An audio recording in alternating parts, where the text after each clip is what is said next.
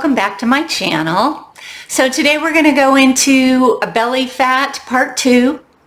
And if you missed yesterday, we talked about the myths about dieting, such as a calorie is a calorie, or all you need to do is eat less and move more and you'll lose all the weight you need to lose. Those are myths that have been proven with medical studies to be absolutely inaccurate. And then, of course, the other thing we talked about was how your hormones are really driving the bus in terms of either weight loss or weight gain. So if you missed those, just go back to part 1.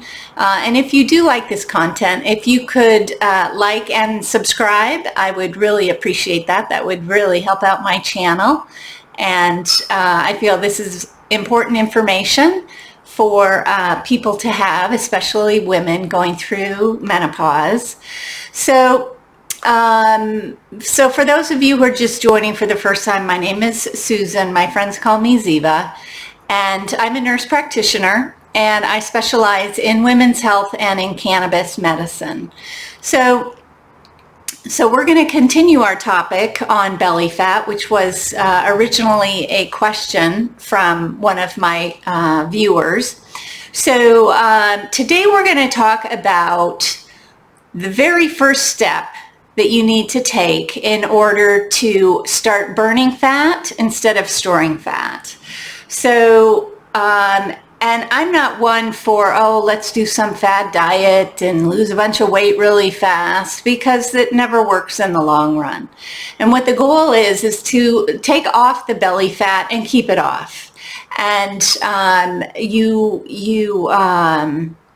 if you understand the physiology behind the fat storage and the fat burning process in our body, you'll be able to eat more strategically in order to burn fat rather than store fat. So whether you do keto or whether you're a vegetarian or whether you do intermittent fasting, I'm not married to just one particular diet because everybody is different. Some things work better than other things. So don't feel like you have to follow any particular diet. But the one thing that you do need to do, regardless of what diet you're on, and that is to reduce your sugar intake. So, and you need to do this over an extended period of time. So I'll go through the physiology of why I say that and how it leads to fat storage. So when we take in sugar, basically that can be in the form of pastas, breads, cookies, ice cream, whatever it is. If we take in a lot of that, then our insulin level also goes up. So we take in the carbohydrates or the sugar, it goes into our bloodstream, it elevates our blood glucose level, which then triggers our body to produce a lot of insulin to get the sugar from the blood vessels into your cells. And when your insulin level is elevated, that's your fat storing hormone. So you will store fat rather than burn fat. It can lead to insulin resistance if this is kind of your chronic way of eating with lots of carbohydrates. It can lead to insulin resistance, which then leads to diabetes, which then leads to cardiovascular disease and some very, very nasty diseases that you really do not want. Diabetes, obviously, there's limb amputations, blindness, kidney failure, all of these very, very serious health problems are a result of your sugar intake. So if you can keep your intake of sugar down, if you can keep your carbohydrate intake down, that means your blood sugar will stay down, your insulin levels will stay down, and your body will start using fat for fuel instead of sugar. There are only two primary ways that the body can utilize energy. The first way is with sugar. That's their first step, and then fat. So if you're constantly intaking sugar and you're not using it, your body will convert it into fat. But if you stop giving your body that first line of energy by reducing your sugar intake, then your body has to start burning fat for fuel, and that's the ideal state. So, and I know sugar is really hard to give up. It's everywhere, number one. I don't think there are very many processed foods, whether it's crackers or cookies or anything, that doesn't have sugar in it. And there are about 62 different words that mean sugar, in different forms of sugar, whether it's high fructose corn syrup or maltodextrin. And unless you know what all of those words are in the ingredient list of processed foods, oftentimes you'll find that there are like 3 different types of sugar in one food product. So we really are kind of bombarding ourselves with sugar. So, and it's very highly addictive. In fact, it's more addictive than cocaine. So it's the type of thing where the more you eat, the more you want, and the only way to get out of that addiction is to really, really decrease your intake of it. Now, I know it's really tasty, but the reality is sugar is poison. And if you can kind of change your mindset about, ooh, I love sugar, ooh, I love sweets, I have a sweet tooth, you know, all of those things that you say are as your identity, that I have a sweet tooth or whatever, and switch it over to the reality, which is sugar is just like a nicely flavored poison or toxic, just like arsenic. So if you instead of looking at, the beautiful cakes and cookies in the bakery window, instead of looking at it as, ooh, I would love to have that because it tastes so good, the reality is there's so much sugar in there. It really is poison to the body. Now, I'm not the type that says, okay, it's all or nothing. You just have to quit eating sugar. I think people have a lot better success when they slowly take baby steps to make these kinds of changes. So I have a couple baby steps for you if you're game. The first thing is you really want to start with an honest inventory of the types of foods you have in your home, and the types of foods that you eat at restaurants. So the first step is to go through your refrigerator and your pantry and pull out all of the products that have any of those 62 names of sugar. And if you don't know what they all are, I have a list, and I'm happy to email it to anybody.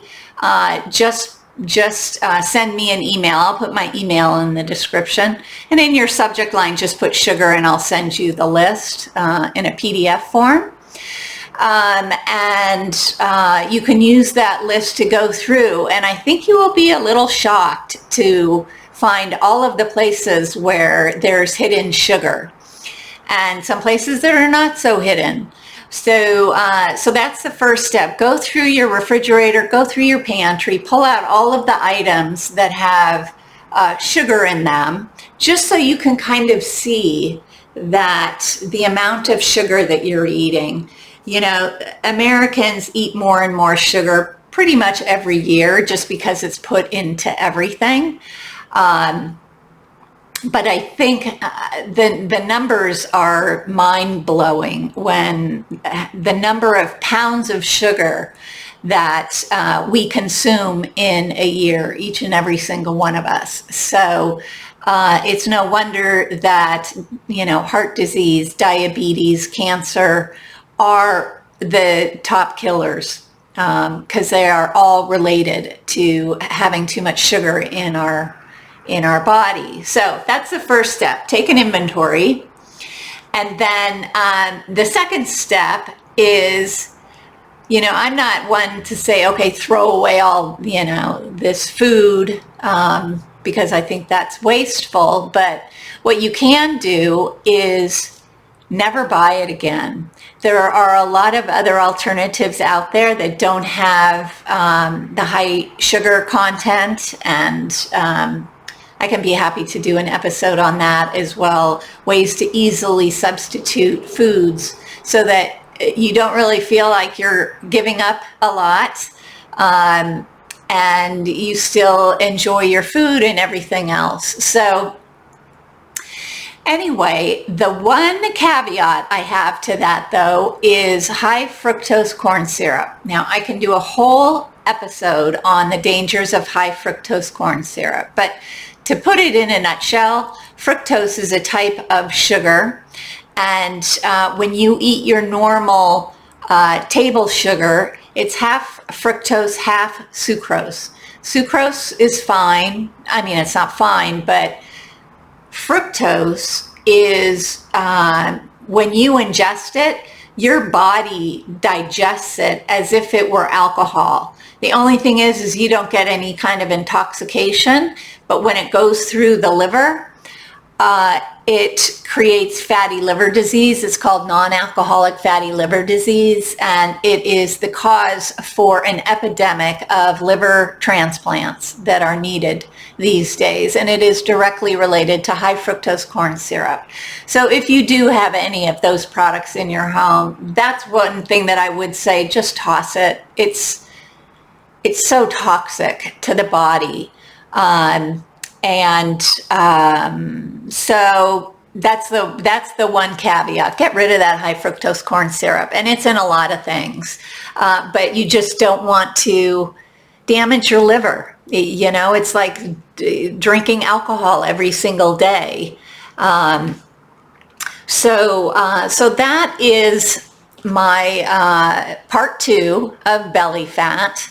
And you're probably thinking, well, what does that have to do with belly fat? Well, belly fat, what we need to do is burn that. So if your body has lots of sugar to use as energy, and probably excess sugar that it turns into fat, you never get around to burning the fat.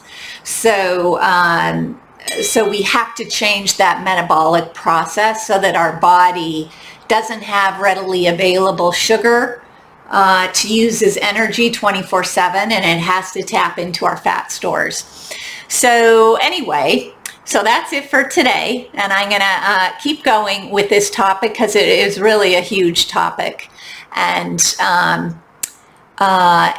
my goal is to not advocate any kind of fad diet, but really just to have lifelong weight management, healthy lifestyle, healthy diet, healthy exercise, so that we can lead our best life.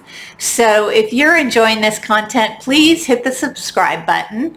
And if you'd like a list of those 62 different names for sugar so that you can do your inventory, just send me an email. I'll have it in the description. And I will send you that list, and that will help you with your inventory. Well, okay, thank you so much for watching, and stay tuned because we have lots more to talk about. Okay, take care.